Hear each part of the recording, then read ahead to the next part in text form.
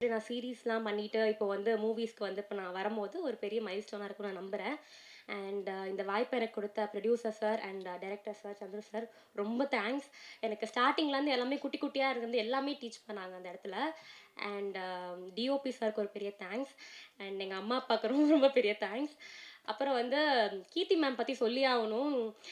இப்ப நெறைய விஷயம் நெறைய பேர் சொன்னாங்க. ஆனா நான் ஒரு எக்ஸ்பீரியன்ஸ் ஷேர் பண்ணணும்னு ஆசைப்படுறேன். ஒரு சீன்ல வந்து மேம் சொல்றேன் மேம். ஒரு சீன்ல திருப்பி நான் எல்லாத்தையும் சொல்லிருவேன்னு பயமா இருக்கு. ஒரு சீன்ல வந்து டோர் வந்து புஷ் பண்ற மாரி ஒரு சீன் இருந்துச்சு.